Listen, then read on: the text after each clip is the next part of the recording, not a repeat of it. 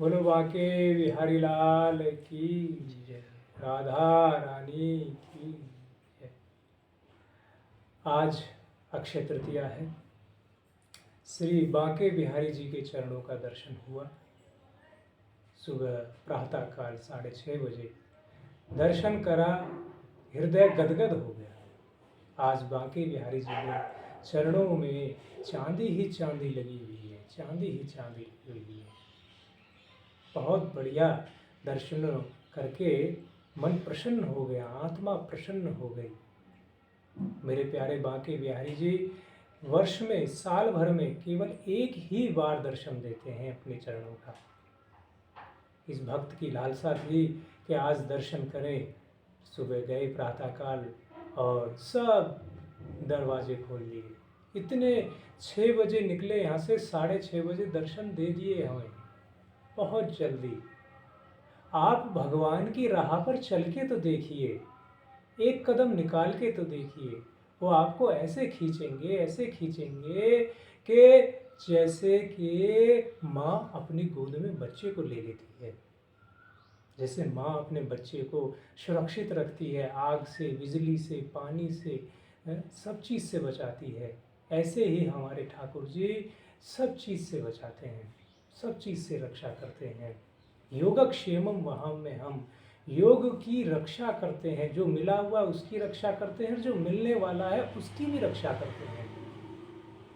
बिहारी जी का दर्शन किया।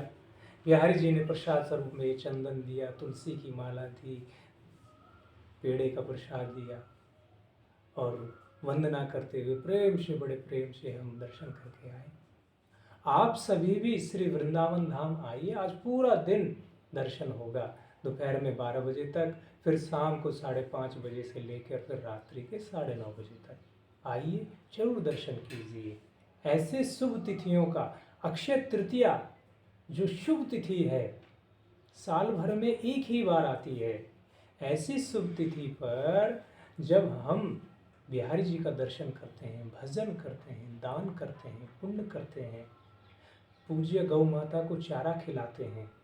आपके यहाँ कहीं कोई भी गौशाला हो, कहीं कोई भी गौशाला हो, कहीं कोई भी गली में घूमने फिरने वाली कहीं भी कोई गौ माता हो, तुरंत उसको चारा खिलाने की, रोटी खिलाने की, फल खिलाइए, गुड़ खिलाइए, कुछ न कुछ उसको जरूर दीजिए गौ माता को। क्यों? क्योंकि गौ माता विशेष रूप से बाके बिहारी जी को, श्री कृष्ण को प्रिय है। आप देखेंगे बिहारी जी के, कहीं बिहारी जी के भगवान श्री कृष्ण कहीं गौ को प्यार कर रहे हैं, गौ चराने जा रहे हैं, गौ को चारा खिला रहे हैं, गौ को प्यार कर रहे हैं, गौ उनके पीछे खड़ी हुई है। हमारी सनातन संस्कृति गौ माता को पूजने ही बताती है। गौ की बड़ी महिमा है, गौ माता की बड़ी विशेष महिमा है।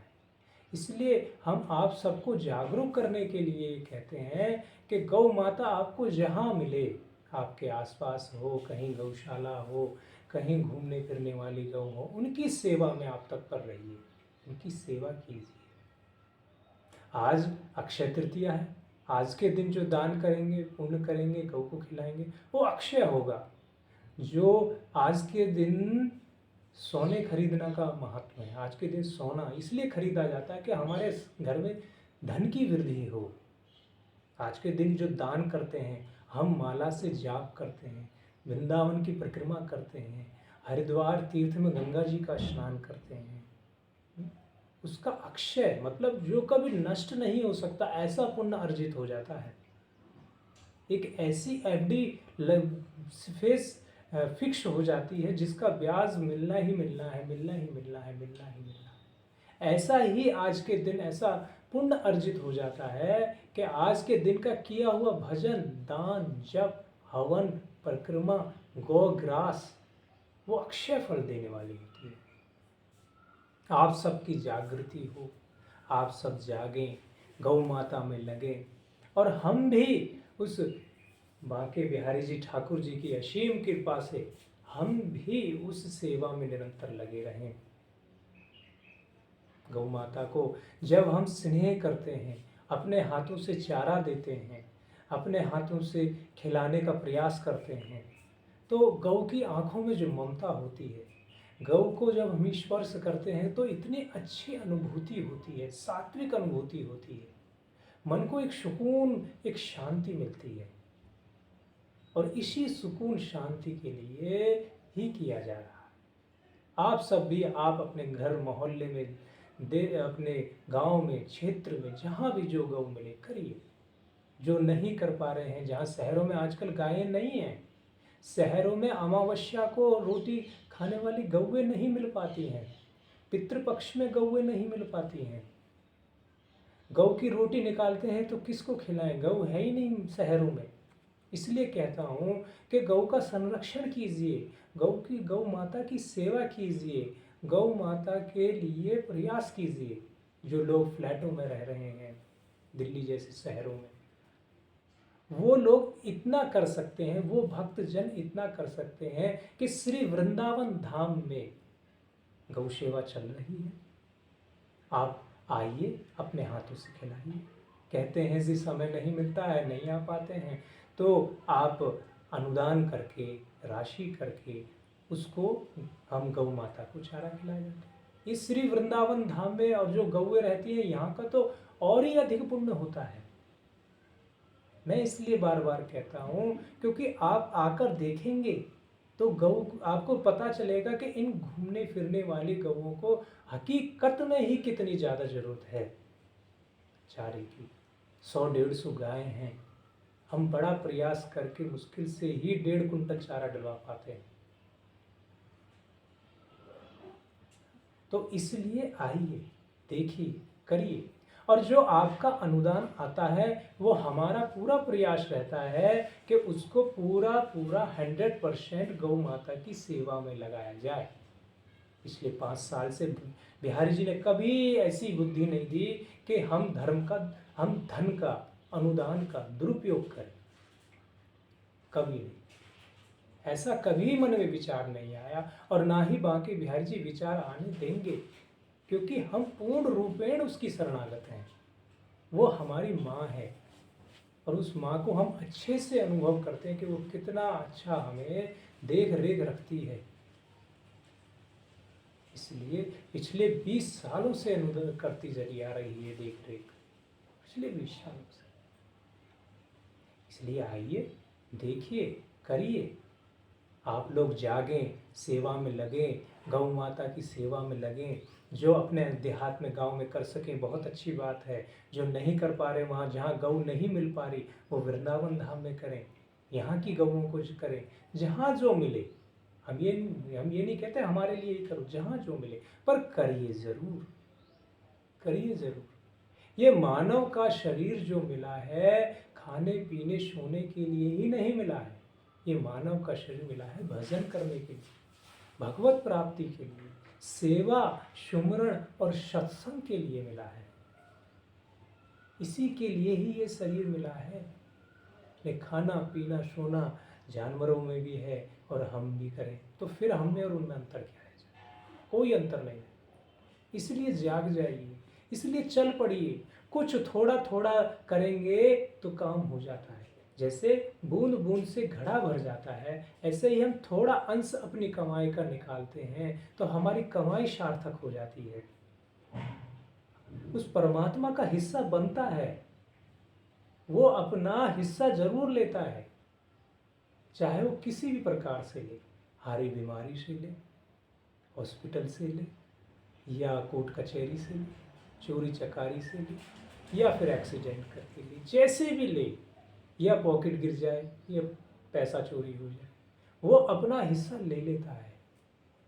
मैंने आपको पहले अपनी घटना बताई थी।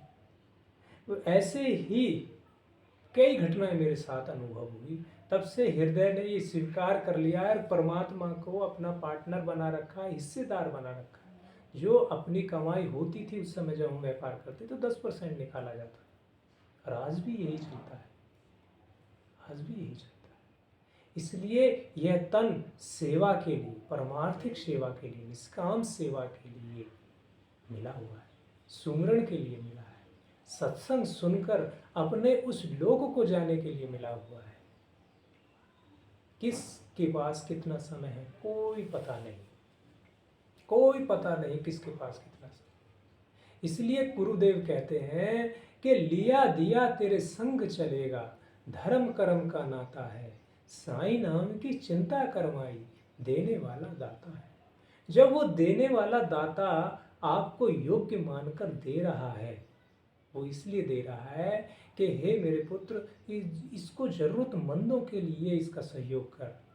गौ माता की सेवा में लगा, संत सेवा में लगा, तीर्थ यात्रा में लगा, वृंदावन दर्शन में लगा, गौ माता के हरे चारे के लिए, गुड़ के लिए, फल पालक जो भी कुछ तो खिला सकता है वो खिला, सेवा कर, निष्काम और निस्वार्थ भाव पूर्वक।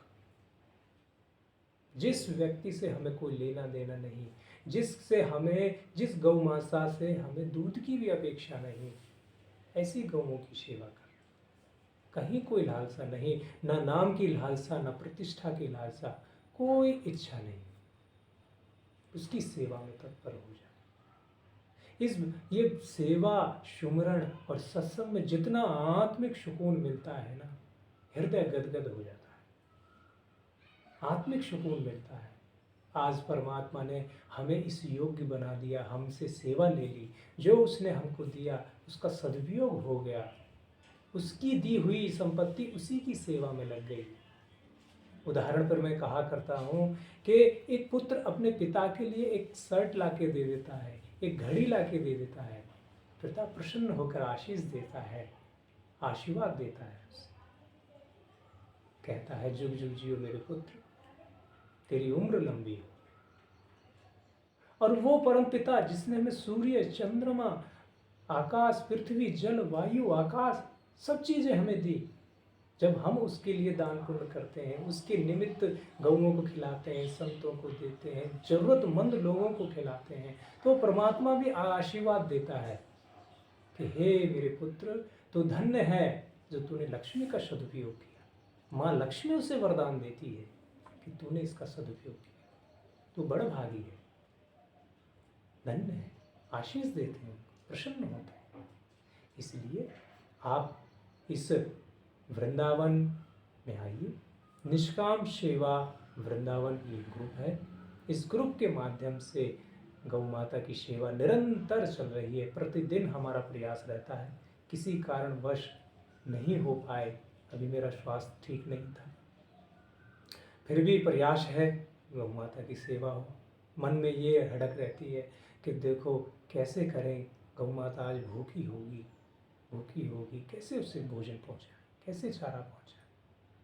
जब गौ माता के सामने पहुँचते हैं, कट्टे खोलते हैं, तो गौ माता जल्दी जल्दी करती है, ऐसा स्वर आता है कि जल्दी कर बाबा भूख लग रही है, जल्दी कर बाबा भूख लग रही है।